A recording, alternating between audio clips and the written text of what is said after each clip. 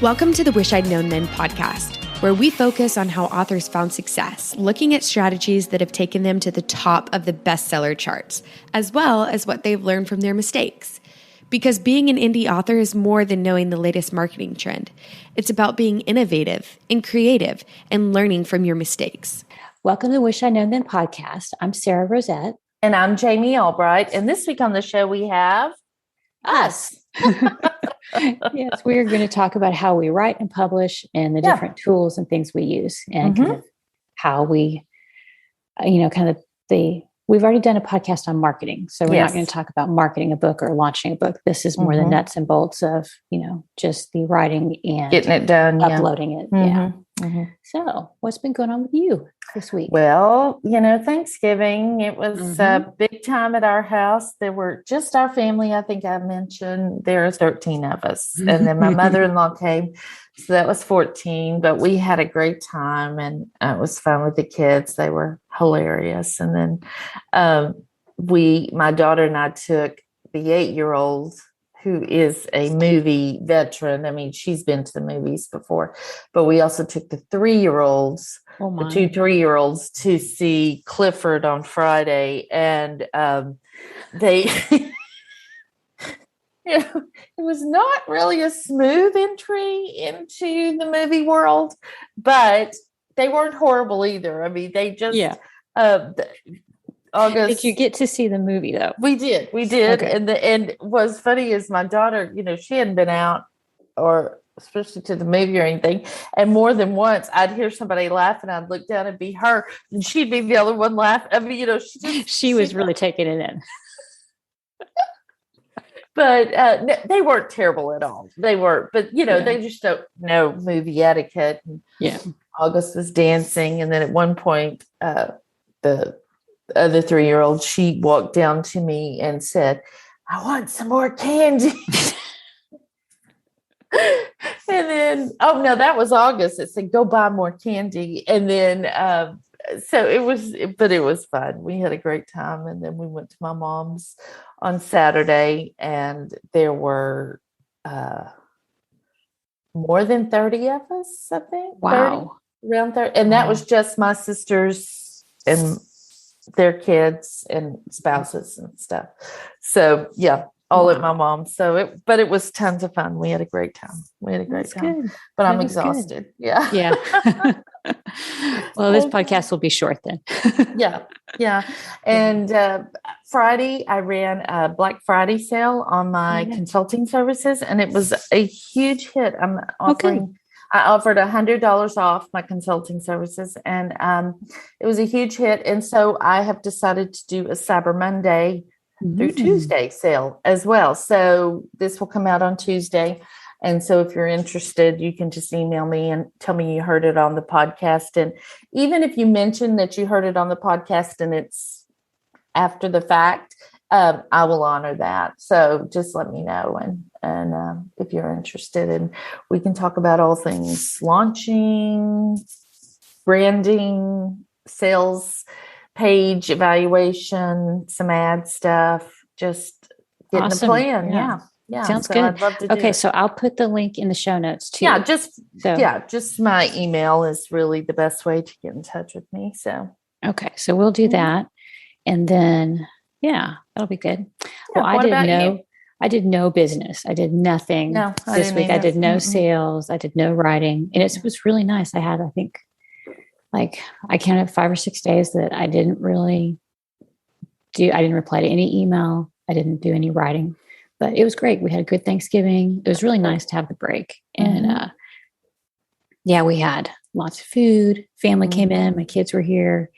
And we ate. We had, we always say, we're not going to do too much food. And every year we have the table is full, and we had 4 or 5 different desserts because everybody was like, well, I'll just make, and I was like, we'll just get this. And so, we still have food. We still have desserts, which is crazy. So we took all of our leftovers to my mom so that, and dropped them off. And then left them. Yeah. It was funny because on Thanksgiving night. So we had like lunch around 1. And so that night we were all getting leftovers. My daughter was like, I'll have some white carbohydrates and some orange carbohydrates and some tan carbohydrates because that's all there is. And then some green bean casserole, you know. So it's pretty funny. It is so funny. It's delicious though. It's wonderful. It's not exactly the healthiest meal, I think. And we're not big fans of turkey. So we usually do something different. So yeah. This year we had steak, which is very nice. Very nice. Yeah. So it was good. Well, it was fun. My husband did the turkey and it was so good. And I'm not always a huge turkey fan either, but it was very good. So it was it's always an adventure when we're all together. So and very good. Fun. Yeah. That's the break is good. So it just reiterates everyone says, you need to take a break every so often and not work constantly. And it's so true. So, So anyway, so we should get on. Yeah. So Sara, tell me what you do to write and publish. Okay. Well, let's break it down. Let's just do writing first. Okay. And so we were going to talk about the tools we use. And I have used Dragon Dictation, but I have a Mac and that's my favorite. And I don't really like the way Dragon works for the Mac. It's just not as good on a Word as on a Windows computer. So I have an old Windows computer and I've used that. But lately I've been using an app on my phone called, let me look it up real quick to make sure I get it right, Easy Voice Recorder.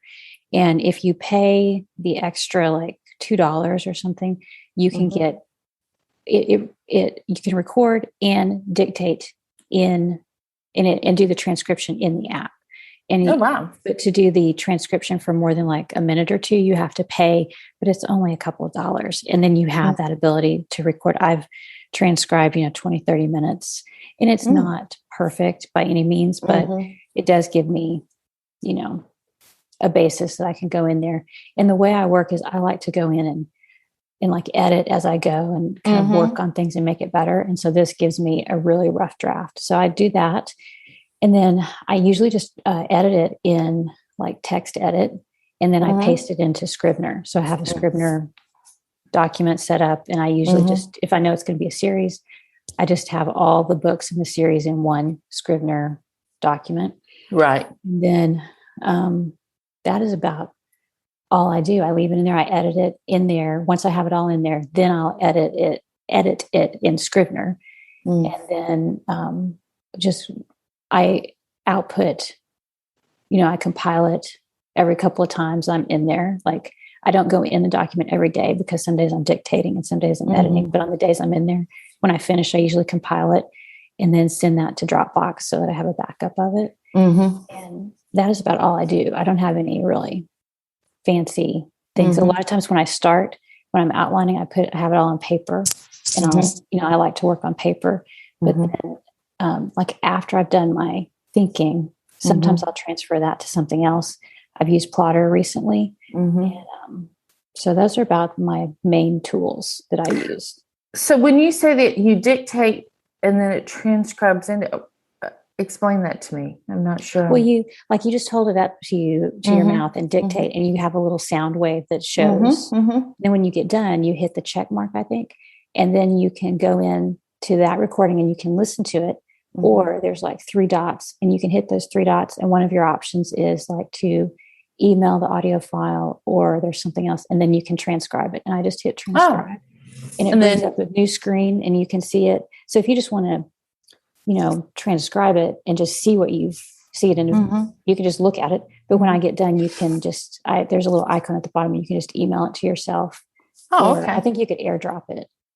Very cool. Yeah. Very cool. So that makes it pretty easy. And what's the name of that again? It's called Easy Voice Recorder. Okay. I'll put a link. We'll try and have links for all these. Yeah. All these things we mentioned. So yeah. So, and then with Scrivener, after you use Scrivener, do you once you finish the book, you have to import that out to Word to send it? Yeah. Yeah. I usually export it to Word and I send that to my editor, and then they work on it. And so I'll have the copy editor will look at it, send it back to me, and I'll accept or reject. And the last time I got those back, I used Pages And Pages brings up track changes. I actually liked the way that worked better. It had these little curvy lines that would take you. Oh yeah, you were telling me that. Yeah, very cool. So I use Pages for that, and then once I get done with that, I put it back into Word, and I have 2 different proofreaders who go over it because it just, for me, I don't like having errors in it, and mystery readers are very particular, and some people feel that typos are just, the devil's work, the most horrible thing they've ever seen in their life. If they find 2 typos, and they're always sure to email me. So I do 2 proofreads, and then it goes to the audiobook narrator, and then we do an audio proof. Adriel helps me with that, and she does a great spreadsheet so that if there's any difference between the text and the audio, we can catch it, and that catches pretty much the typos. Cross my fingers, knock on wood, Yeah, I know. So that's kind of the flow of how my stuff goes. And then once I have it back from the narrator, then I put it in Vellum. And then Vellum is like my final copy. Yeah, I do know some people that actually write in Vellum. I know. I've heard that. Yeah, me too. I don't think I would. I don't know. For some reason, that Vellum file is precious, and it makes me nervous to even go in and make changes to it because it's like, I don't want to screw it up. So, but yeah, I've heard people do that. Well, I am just a plain old Word girl. I wrote one of my books in Scrivener, and I did like the thought that, once you finish a chapter, like, there was a beginning and an end to that chapter sort of thing. I like that visual. But for me, because you do have to export it into Word, I just was like, I just rather keep it in Word, because I don't keep a lot of notes, and like, I don't have the pin boards or anything like that. But, it's all up here in the vault. I'm pointing to my brain, y'all, which is leaky. And, but it works. Yeah, I guess. And I just write in Word. I try to write linearly just because that's mostly how my brain thinks. But if I get stuck, then I will jump forward to where I know what happens and write from there. If I kind of get in a stuck place, which I do tend to do, I've done that a couple of times and it's worked fine. I do use Pacemaker. I've talked about it before. It's Pacemaker Planner is what it's called. And the free version actually works well. I think you can have 2 or 3 projects running. So you put in, how many, your start date and the date you want to complete by, and then how many words in your document you think you'll have, and it'll break it out how many words a day you have to write. And you can do different sorts of things. You can do where you start off slower and you go then build, kind of ramp up, or you can start slow, start with fewer words, write more in the middle of the project and less at the end, or more at the beginning, less at the end, or just steady. I like a steady thing, and it keeps track for you. And so, if I do this many words and it, when you put in how many words you do, it has a little celebration thing that happens, which, is always very good reinforcement for me. Yeah. And, but my friend Ilsa Madden Mills told me about it, and I really have enjoyed using it. It really has helped. And then once I finish the first draft, I go back through and I do a second draft where I'm usually adding in, scenery and emotion, taking out appendages that don't belong in certain scenes. And head nods. And head nods. Yeah, all the things, the raised eyebrows, all the stuff. And then I usually do one more pass where I have a list of words and phrases that I know I overuse. Oh, yeah. And actually, that's not true. So I do my first draft. I try to clean it up. I'll just do a pass through and clean it up as much as I can. Because if I get in the beginning, it may have been this, and then at about 20,000 words, I might change something. And so I just go and make sure that the continuity is correct and everything. Then I send it to my developmental editor, and she gives it a pass through. And she is fine with it not being perfect, because she's like, that's how she's looking at the big picture. Story. Yeah, she's looking at the big story. And she really has given me some very good feedback, and I've really appreciated that. I don't know that I would write a book now without that. Before, like in the beginning, I had my critique partners, and they were great about that. But since I'm not with them anymore right now, I'm using her, and I really like her. And so then I get it back from her, and then that's when I go through and I add the emotion, and I, take out all the stuff that I know that I do. And so I usually do three passes through, sometimes 4. It just depends on how bad it is in the beginning. And, my grammar is always going to be an issue. In fact, FYI, if you got an email from me, the Cyber Monday cyber is misspelled in the no. Yeah, I put a P in, SYPBER. What? I don't know what I was thinking. I think anyway, it was just typo. But anyway, I mean, I can't even do anything about it. I'm just like whatever.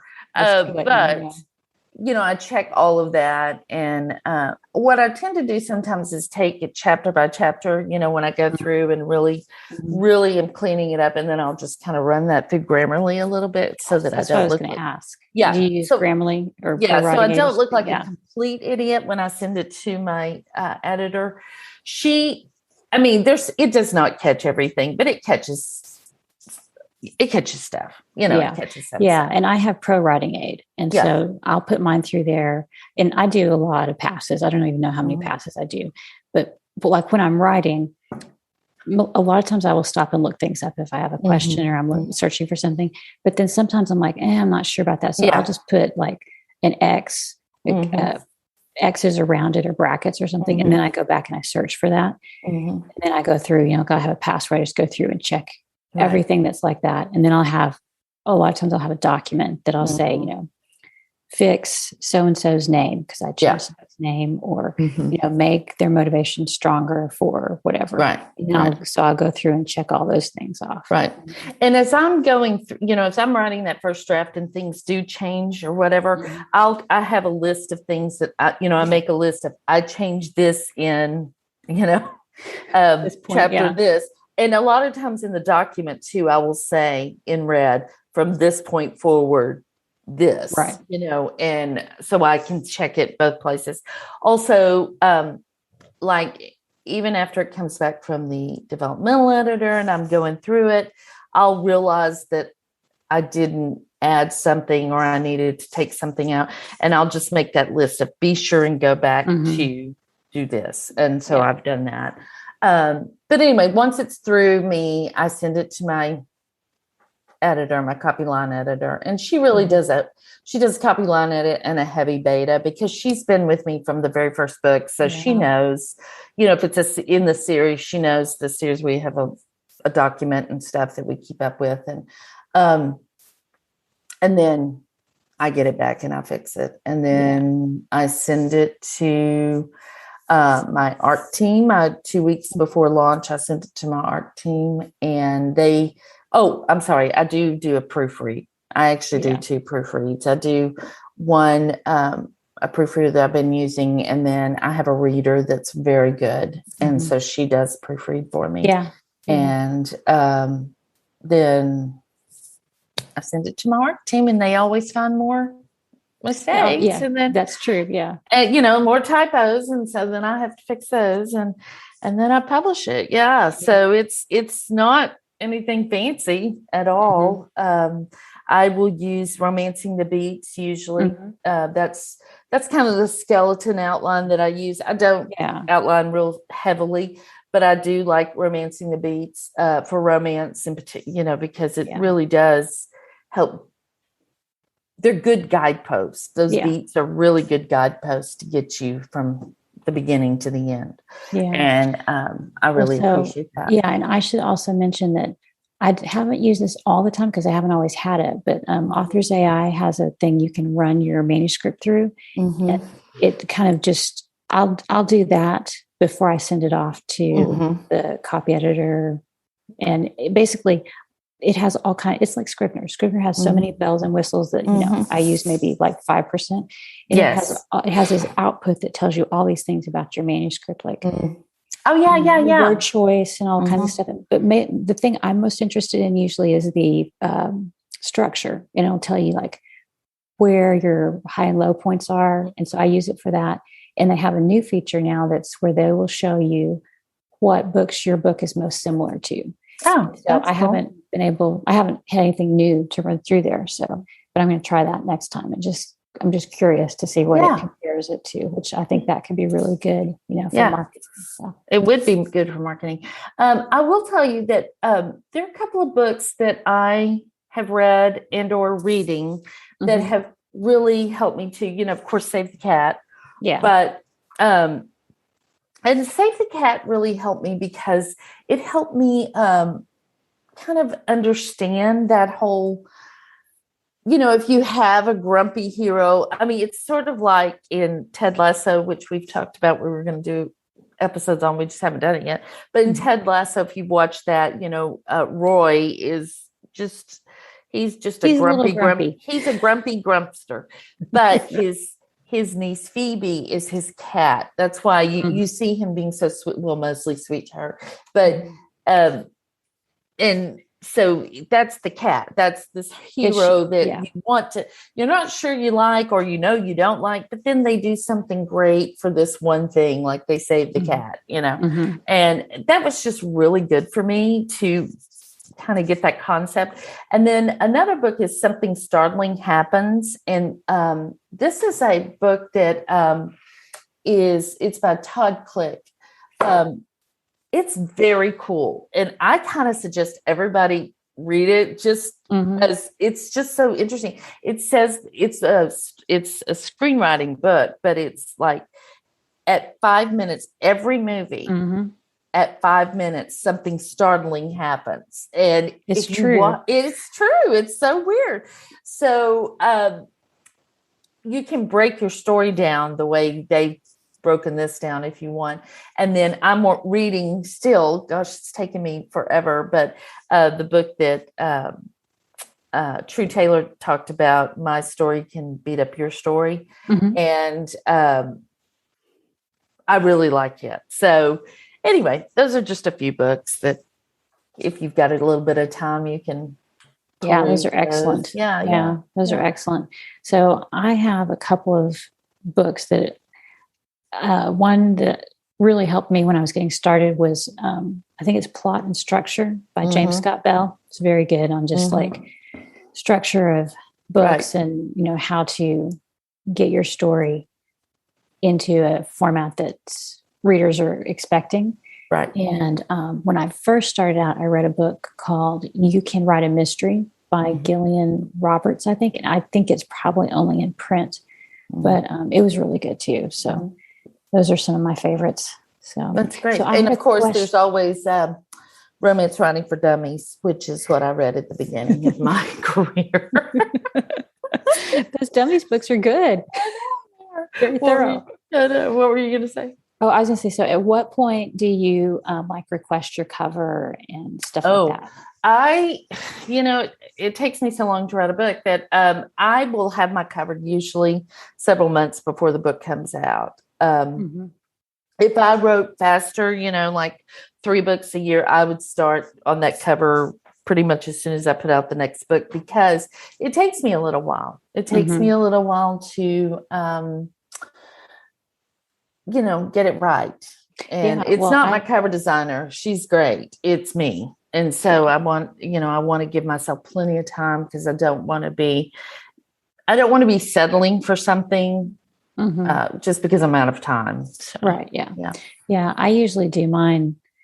I'm usually pretty far into the story before because a lot of times I don't know my title. I know some people know their title when they start. Yeah. I usually a lot of times I don't. And so I have to wait until I'm in the middle or near the end. But like the copy editing and proofreading stuff, that does take a while. And so for me, I've got a couple of, I try and build in at least a month or two, like actually 2 or 3, since I'm doing the 2 proofreaders now. So I could like totally finish the book and then request the cover, but I like to do it a little bit before that. It kind of inspires me. If I really like it, it's like, it gives me a little boost, keep going. It does. And I've said this before, but between when I get when I send the book to my copy editor, because she takes 2 weeks, and when I publish, it's 6 weeks. So I try to give myself, and during that 2 weeks, I'm doing other things to get setting up promos and everything for them. For the book and stuff that we've talked about in launch. So, and when I publish, because I publish to KDP, because I'm in Kindle Unlimited, I just put the book up on KDP, and I do a paperback and a ebook. And then I have also recently been doing books on Ingram, paperbacks on Ingram to, distribute other places and stuff. So that's really my publishing process. It's not super hard because I just have the one place really to publish to. Well, let me tell you about Wide. Yes. Lay it on us, sister. So Wide is a little more complicated, but one thing I've done that really helps me is I have a browser tab bookmark that has all the vendors in it. And I can, click on that and say, open all in tabs, and it opens them all across. And so that's good. So I publish to Amazon. I go Kobo direct. I go direct to Kobo, Google Play, Barnes and Noble, and iTunes, Apple Books. And then I also upload to Draft to Digital. So I do Draft to Digital, but I do for library distribution, basically for ebooks. And then, so mine takes a little bit longer. You said yours takes about 6 weeks from, so I'm trying to allow at least 2 to 3 months because I also want to have the audiobook done. Oh, that's right. Yeah. Wow. So, and then, you can't really have it's almost impossible to plan a simultaneous audiobook release, but I just try and get it as close as I can, so that way it's done and it's out there and it can be purchased on the retailers where it's available. Right. So then that adds a whole nother layer of that.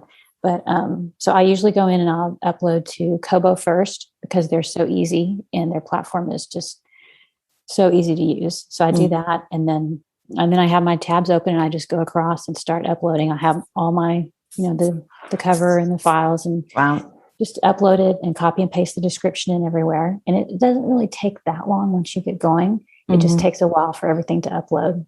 And then for pricing, I use the same price across all vendors. And I usually go in like with Kobo or whoever I start with, and I get all the prices filled in, and then I take a screenshot of that. And then for me, I print it out because I like things on paper and it's easier for me to find it.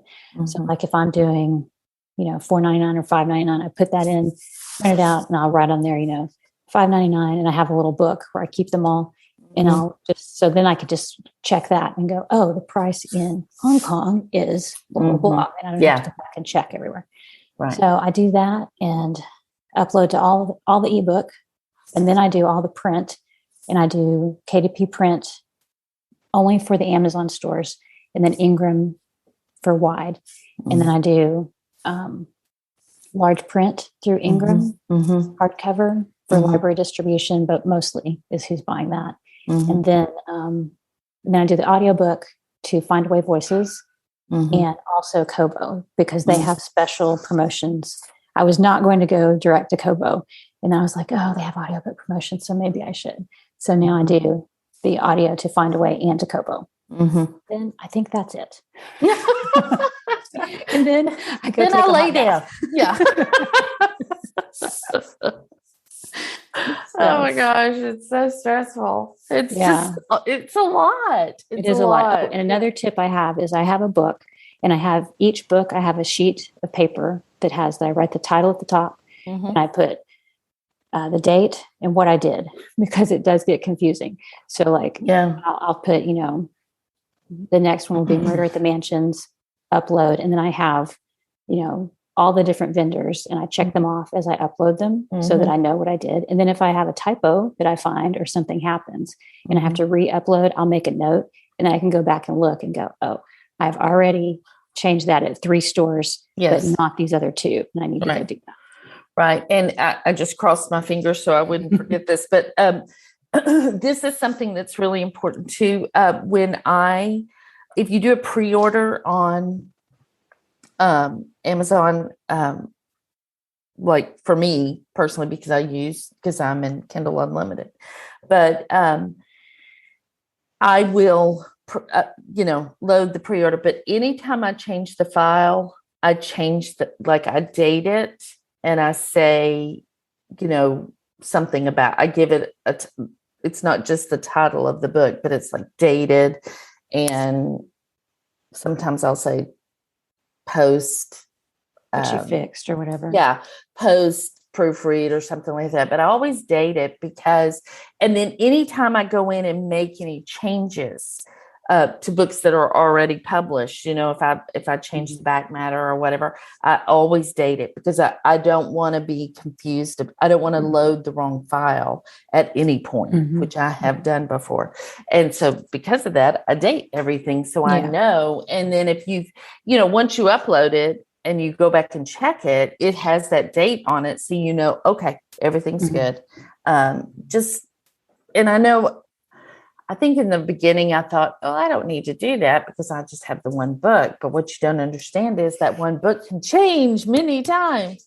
Yes. And you don't want to change. I mean, you don't want to not upload the newest version, especially if you're putting out the next book and it doesn't have the correct back matter in it. Right. Yeah. Version control is huge. Yes, and that's something that, so either dated or just say version 1, version 2, whatever, whatever your naming, convention is. Convention. That's the word. Whatever, just make sure you have something that can differentiate it from the last version, because I think that, people get in trouble that way. So yes. And I mean, I've uploaded the wrong file by mistake. It happens. So, and the other thing I do is I went through, after I started getting more books out for my covers, I went through and I created a format for the covers so that I could easily look at them like the title. So I'll have, like if it's Murder on a Midnight Clear, I'll call it Midnight Clear. And then I'll have like dash ebook dash, or whatever it is, because by the time when you start doing different versions, you have, like if you have a English Spark large print, but then you also have an English Spark paperback, it gets confusing. It is confusing. So I eventually thought I'm going to go crazy, and I sorted that out. So now I have a little sticky note that I keep on my monitor, and I just consult it and go, okay, this is the format I'm in. I just, in Dropbox, but on my Mac, I have, each book has its own folder, and then within that folder or different folder, and covers are in there, and I do the same thing, or like with the most recent series, Homecoming King did not have a logo on it, a series logo, because I didn't do it as a series. I just put it up. But when the second book out, I put the series logo on both. And so I put, cover with logo, that kind of. Yeah. I mean, it's just, if you're very organized, this is like, you people are just so removed. But if you're like me, you're like, oh, I won't need that. And then, 6 months later, you're like, what do I have? I don't know where anything is. Yeah. Well, a lot of times you don't need it in the beginning. No, and then later, after you have multiple books, then you have that problem. And like, you can either organize, like you're saying, by book, or like I have one folder with my covers, and then I have, my final, what would be compiled Vellum files in another folder, So you have to decide what works for you and what is how your brain works. And that's what I've learned, like doing the translations. I've spent so much time doing Dropbox folders and files, and, getting everything in a place where people can easily find it, because Adriel is helping me out with that. So it's like, we have to all be able to access them, and it has to be fairly logical place, I hope. Mm-hmm. So, I know. It may be really not for her, but for me, it makes sense in my brain. Right. So. Right. Exactly. And then once it's published, I just, drink a lot of alcohol and sit back and with my fingers crossed. Well, you do a lot. We both do a lot for launch. So yes, we that's do. That's in the other episode. But yes. Yeah. So we don't, once it's up, then you just have the maintenance of it, of, going back and updating the back matter. And so this is all very inside baseball. I hope it's not too nitty gritty, but it does have a lot of good resources that I hope are helpful. Yes, exactly. Should we have a question of the week this week? Yes. What should it be? Should it be, how do you organize your files? Yes. Asking for a friend. Yeah, that's right. Or do you have either that, or do you have different naming conventions for different projects? Or what are your organizing tips maybe? Hey, there you go. For keeping track of all the files and folders that we have. Because I'm sure there are people that have great ideas that we haven't even thought of. I know. We're going to have Audrey Huey on in a couple of weeks, and she's the queen of organization. So I'm sure we'll have lots of questions for her. Yeah, I'm sure she'll be able to help us with that too. So anyway, thanks for listening, guys. And I hope this helps, especially if you're newer. I know that, sometimes it's like, what do I do? Where do I go? So I hope this helps. Yeah. And the easiest thing is just to start out publishing on KDP first, that is and then move wide later if you want. That's just get going. And that's all you got to do. Yeah. So we'll have all the notes and everything at wishiknowthenpodcast.com. And thanks to Alexa Larberg for editing and producing the podcast. And we'll see y'all next week. Bye. Bye, everybody. Thanks for listening to the Wish I'd Known Then podcast. We hope this episode inspired you, empowered you, and made you laugh a little bit too. If you loved it, tell your friends about it. And if you feel so inclined, leave us a review. We look forward to being with you again next week.